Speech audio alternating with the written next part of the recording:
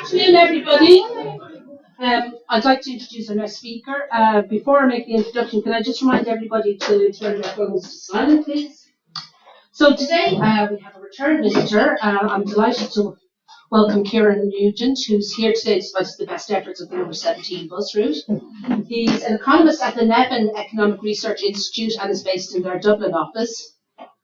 He lectures part-time in the Department of Applied Social Studies in Political Economy and the Welfare State, and he sits on the Living Wage Technical Group.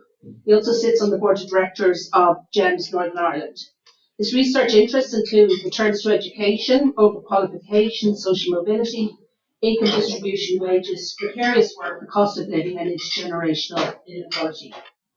So in his seminar today, Ciaran will present, his analysis finds that the labour market in 2019 had not recovered from the financial crisis of 2008. Although the national unemployment rate had just about reached a level comparable to the best years of the Celtic Tiger era, both the employment rate and the participation rate had quite a way to go to return to pre-crash levels. As Ciaran will discuss today, the participation rate has been stubbornly flat despite several years of strong economic and employment growth prior to COVID, with a slight uptick only in the last year of available data. And this data also shows that the employment and participation rates recovered for older groups from 2008, but remained much worse for younger ones, even relative to figures going back to the late 90s. In addition, the unemployment rate for those under 35 had not recovered by 2019. And he will discuss the fact that he found elevated levels of precarity for younger workers relative to labour market conditions before the financial crisis. So without further ado, Ciaran. Okay, thanks a million. Just a note on some of that there. We've had some, my final year data here is 2019, so we have had some big changes in the last 2 years. I'll update this report for probably 2022, I'd say, which we might consider a normal year. There's issues with the data in 2020 and 2021, obviously with lockdowns and just the nature of collected data on a quarterly basis. It just kind of mixes up stuff and makes it difficult to analyze. So I will be updating that. Some of those points being made there are just slightly out of date. But this analysis goes up to 2019 anyway. So basically, this is part of IRC funding we got for a pitch last year, and it's kind of, I'm just using it as a jumping off point at the moment. As Darren mentioned there, I'll be looking at social mobility, and I'm going to be looking at the hopefully at the moment my research question is completely 100% about Jeff, but I'm hoping to use SILP data to look at overqualification during the financial crisis, and looking at the impact of background, of social background, or background of poverty, intergenerational transmission of poverty and stuff like that. And what we'll see it. So there's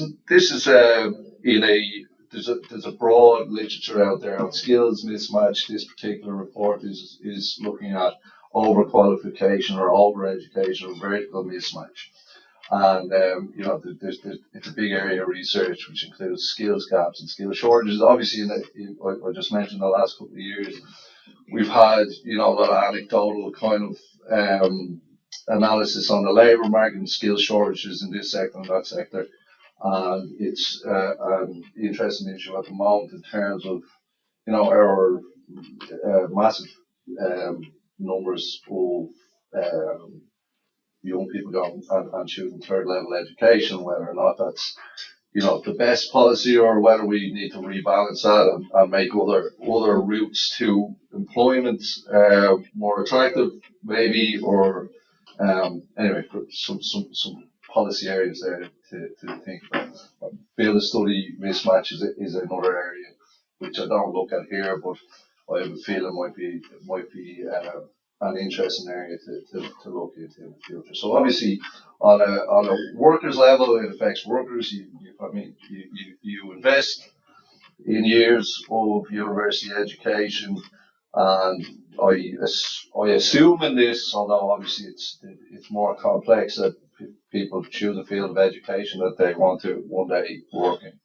So on the workers level, a lot of the literature looks at returns education, basically shows that overeducated people have, get slightly less than their matched counterparts with the same qualifications, but they actually get a bump compared to their colleagues in the same occupation that don't have the same amount of education. That's there's a consensus there, it seems, in the literature there, which papers that have found that. For firms, then there's an issue around turnaround and staff retention and then productivity as well. And if that's an issue for firms, it's an issue for the wider economy then, and maybe we think about again get this balance in paths to employment. So I've just touched on that. Yeah. And it also might be associated with lower productivity because it might represent a shortage of skills. You might be filling spaces, filling occupations with people who might be horizontally mismatched, and there might be an overlap there, and there's some literature on that. So obviously, yeah, policy implications for utilising and targeting the existing skills of the labour force more efficiently. So this kind of ties into other NERI work about the entrepreneurial state, which I'll touch on at the end, but it's not part of the analysis, and maybe the state's role in entering markets that might have might be of strategic importance going forward, like the transition to a low carbon economy.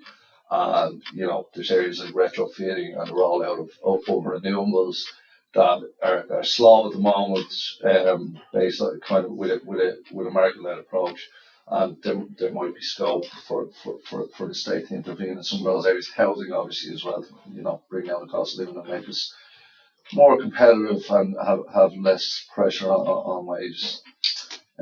So I use, there's a few different methods to calculate what overqualification, and I use a very simple one called the job evaluation method, and it's based on there's a few versions of this. This is basically a 9-category way of separating, of categorizing occupations, broad occupation groups by their skills levels. Okay. So, and I'll come back to this. This is the international standard categorization of occupations. Sometimes the CSO use this SOC, which is the UK one. There's a United States one. They're quite similar. And ESCO is ISCO basically. So, I go through this, and I do a little bit as well on the breakdown of Irish employment and trends there since 2008. I chose 2008 as a starting point just because they changed the categorization then. I could go further back, which it would be a little bit more work, but I'm really interested in what happened after 2012, really, which is a lot of the analysis focuses on. So basically, these are kind of coded. These broad groups are coded by statisticians in Eurostat or the ILO, and they're based on these broad skill levels, which are based on the International Standard Classification of Education. And I think that's UNESCO who set out that for international comparability, for comparability across countries. And that's what that looks like. So in broad terms, I don't like using the word low skill. It comes up a lot, but I don't like using the word high skill so much. So high skill is that way basically 5+, and a lot of the stuff you find on Eurostat will have it in this broken down into 3 kind of broader categories: low, middle, and high skilled. So 5+ is high skilled, 3 and 4 are middle, and 2 and under is what's considered low. Okay? And yeah, there's some details there if anybody wants to go in and see how those are ordered out. So basically, the job evaluation method is basically looking at these 6 categories of workers and how many of them have this level of education, the top level? Right, so 5 plus a short term, what do they call it? Short cycle tertiary education. So a higher certificate, a higher diploma plus. Okay, and what the ISCO categorization is based on is basically that these workers don't need that level of education. And perhaps the spending both at an individual and state level could be better thought out. So just I'll just go quickly through that just to give you an idea. Managers this is what the SOC, the UK version actually calls this. It's legislators. I think it's called legislators and chief executive officers or something like that. That's the name of the category. Professionals is the biggest category or joint biggest category. It's about a quarter of all employment. Teachers, doctors, nurses, and then associate professionals and technicians. And these map wages as well. Professionals is the sole category of the highest level. Managers is a mix between 3 and 4, and technicians are category 3 in this four skill level categorization at the start. So when you look at the wage, it tracks that. Professionals are the highest paid, with managers close second, and then associate technicians. And just for the ones that we're looking at, I just took a few screen grabs just to give you an idea of what kind of workers we're talking about here. So down at the four-digit level is the real, we usually get this kind of data on Eurostat. Sometimes we get this level with the second digit, but it's actually collected at 4-digit level. They group it together for analysis. So bank tellers, debt collectors, that kind of thing. I will see as well. I don't have it in the report, but I have it at the end here. And it's a working report, so I'm going to add it here. But these last two categories, the services, sales, and the clerical work, that's where most of this happens, and it's not really surprising. Bartenders, waiters, people, cash register workers, etc. I do a bit on skilled agricultural workers. I'm not so sure how interesting it is or how well it captures some of the issues there, because and I say that as somebody whose uncle is a consultant. He consults farmers and stuff like that on how to maximize efficiency on their yields and stuff like that. So I think some of the output there he might take issue with. Craft and related trades workers, as you can see there, that's more of a kind of a vocational path, and it's less of an issue there. And I think you'd expect that. There's few, there's few people with a degree from UCD who will relatively at least who will then end up as a carpenter, I would imagine. And again, this is the question on this in this analysis is the highest level of educational attainment. So there's probably some complexity in there. Some people might have decided to go back to be a carpenter after having done a degree. It's not captured in this job evaluation indicator anyway. Plant and machine operators are mostly connected to construction as well, or a big chunk, and manufacturing. And elementary occupations then are the sole category in the ISCO of of skill level 1. All right, the other 4 or 5 I've just mentioned are skill level 2. This is basically that the requirements, the skill requirements are no more than a junior cert. Now that might be changing a little bit because there's so few people who are jumping out of school at junior cert level, whereas that's relatively new. I think a lot of even when I was in school, there was plenty of people who dropped out at junior cert. I don't know. It doesn't really happen as much anymore. So I hope you bear with me now because there's a lot of tables here, and I don't present in any of the way tables. Love my tables, but you can see here the share of, you see my cursor there, yeah? So the share of adults that's 20 plus in 2019 with a third level education, it jumped like between 2008 and 2019. That's a massive jump, 37%. And that was driven by it was actually driven by the older. We're already kind of at a peak maybe for the younger group, but it's over time this is becoming it's becoming more normal. And that'll grow that 37%, let's say, in the last couple of years, or maybe. So what I found interesting then is that the share of workers with a third level education also jumped massively in those 4 years, and there's a compositional issue to think of there with the collapse of construction. So 38 to 46%, and then a further couple of percent between 2012 and 2019. So almost half of everyone in employment in Ireland has a third level education.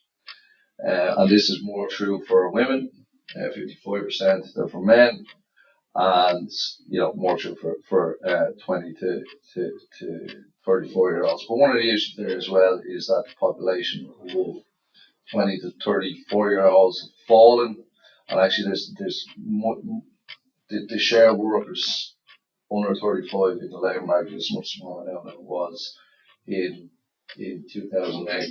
Might have changed a little bit over the last couple of years. We had a couple of quarters back. There was the lowest unemployment rates for young people that was ever seen in the history of the state.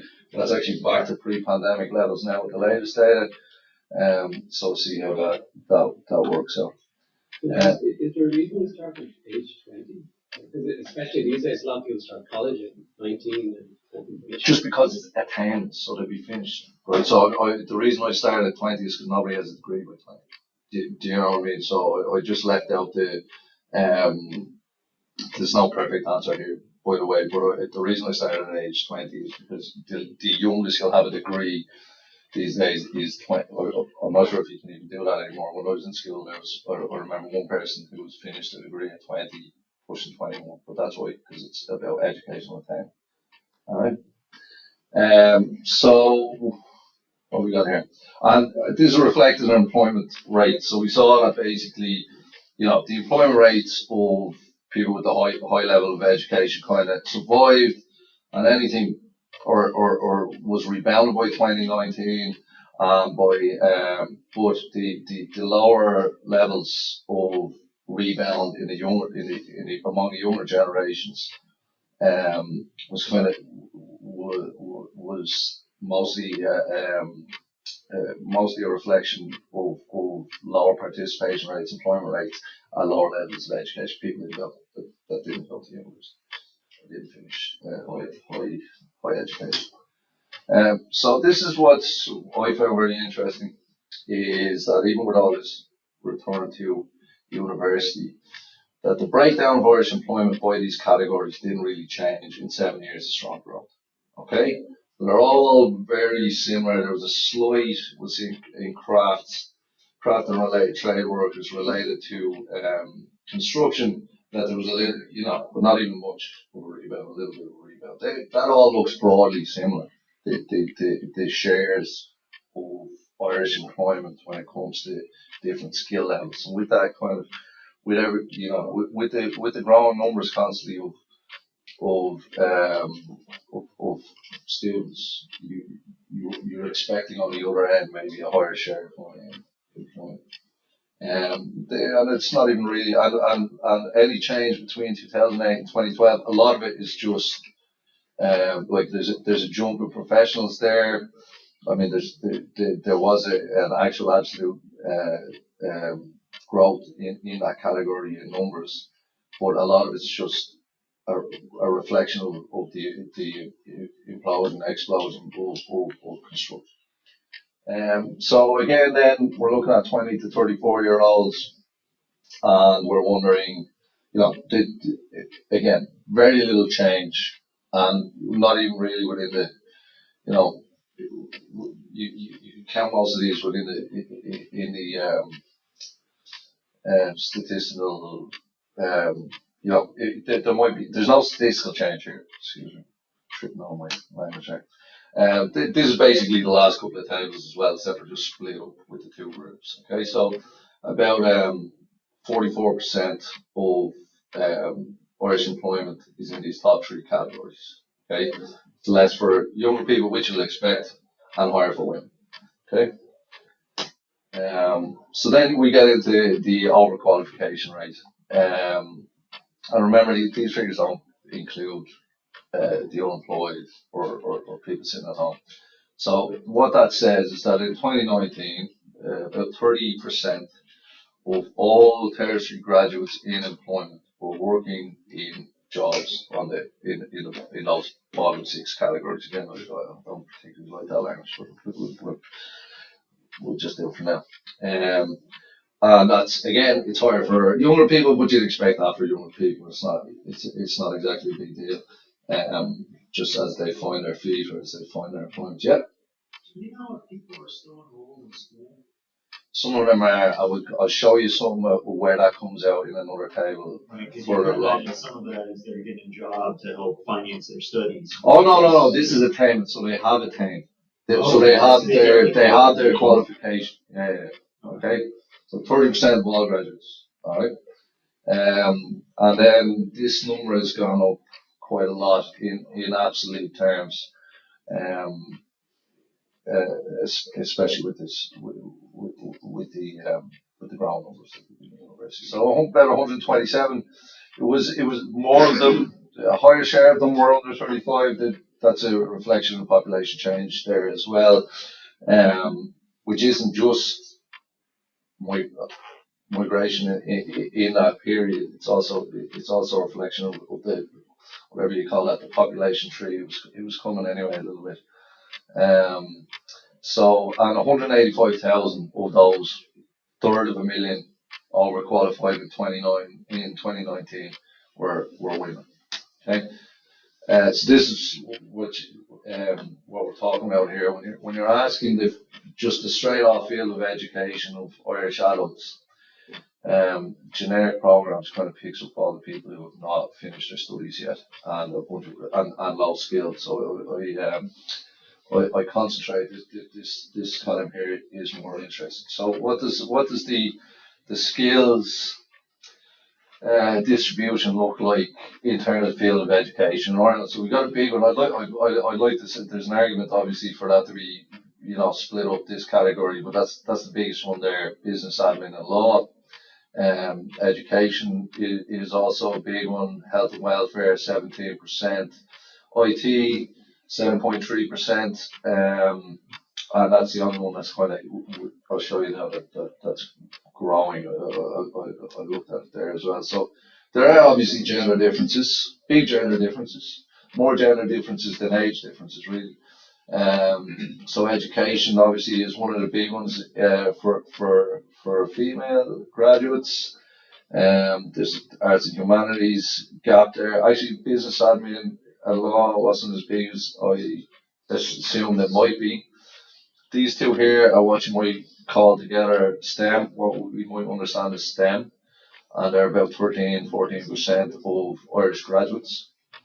And there's obviously in IT there's a gender difference there being reflected in the data, and engineering, manufacturing, and construction, big gender difference there. That I think we'd expect. There's a health and welfare gap that I wasn't expecting. I was expecting a gap, but I wasn't expecting it to be so big. And when we look at the under 35s to kind of see trends, what's changing, or where people are deciding to go and study, there's no big difference between the under 35s and the bigger pool, really.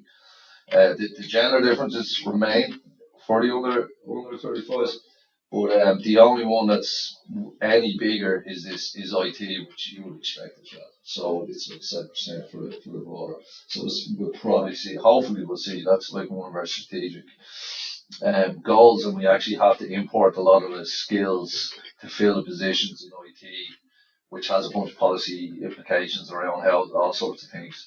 And obviously we'd be rather filling those roles with people we've spent money on educating. So, and then the different, obviously I think there's no surprise there that one of the lowest overqualification. Remember the overqualification rate is 30%. So anything above that is, and anything below that. So obviously IT much less overqualification as a percentage of those graduates. Health and welfare is relatively small as well. Education is the smallest. And then you got high rates, as I think some people would expect as well, in arts and humanities, social sciences. I was surprised at the engineering, manufacturing, and construction. I would like to dig in further on that, and I will. And then there's high rates, as I said, about the agriculture output is kind of. I think maybe the coding is assuming that it's less skilled than at least maybe some of the workers in agriculture think. So clearly these percentages are like for education, you're basically saying 19% of the people who have a tertiary degree in education are overeducated. Are working, Or who are employed as well. Remember that, who are employed. It might be interesting to look at it the other way. Of the people who are overqualified, what is the distribution of fields? Yeah, we're gonna have a look at that now. Yeah. Well, you get to see that there's a few of them in because you just do that. The bigger areas are health and welfare, as we saw beforehand. So it's a pretty easy calculus then. And actually the biggest areas are, what was it? It was health and welfare. I think education comes in. Because social sciences was very small. Yes, exactly. It's a small. I'm a social scientist. Not going after the social scientists, But yeah, definitely, it's less of an absolute number of the overqualified. Now again, sorry for the titles. Okay, they're again. This is and and I've just picked out four sectors, the main sectors that for over half of our overqualified workers are now working in. And there's about 50,000 in industry, which in itself is one of the biggest sectors out of 14. And 287,000 in that sector. That's 12-13% of Irish employment, something like that. But only 64% of or the opposite of that is about 35.6% of those jobs are high skilled jobs within occupations within the actual sector. But 44% of those employed in the sector have a third level degree or higher. So you have a high overqualification rate in a large economic sector, which brings about 51,000. So if you remember earlier on, it's about 333,000 overqualified workers, according to this LFS data, as an estimate in the Irish labour market. So you got a lot, and you wouldn't be surprised there as well. I'm pretty sure at some stage I was an overqualified retail worker. I won't say so, I would have been. And as you'd expect, there's low requirement for high skilled jobs, at least relatively, in this sector. So it's about 25%, and 75% are occupations in the lower half. And as you'd expect as well, accommodation, food is a big place where overqualified, workers who may or may not have found or are looking for a high end job to match their skills investment, their human capital. They end up sometimes in temporary employment in the services industry and in hospitality. Human health. Now, this is where what you were alluding to there. It's a big sector, 290,000. It has a relatively low overqualification rate, but a high number of actually overqualified workers somewhere in the labour market with these qualifications, but not underutilising or unutilised skills. One thing I think I thought it was in the abstract, but one of the things that stuck out mostly, and I did a few nationalities, was the Eastern and Central European bloc, right? And you can see that in 2008, now after 2008, a lot of Eastern and Central Europeans went home, having come in with the initial opening up in 2002, 4, and they had a huge, massive rate, over twice the rate. They were twice as likely to have a tertiary qualification and be in a low-end job. That's fallen, but I'm sure a lot of that is, and it's still twice. It's almost twice. It's fallen, but I'm sure a lot of that is the compositional effect of, construction workers going on, at least in part. So I just looked at some part-time workers, and in the LFS data as well, they ask you if you're part-time, and they ask you why you might be part-time.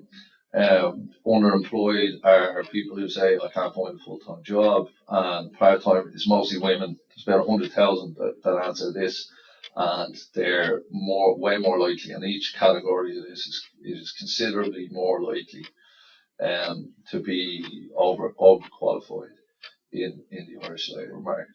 Would like more hours than underemployed are kind of, they're kind of the same group, but we get different answers, different estimates.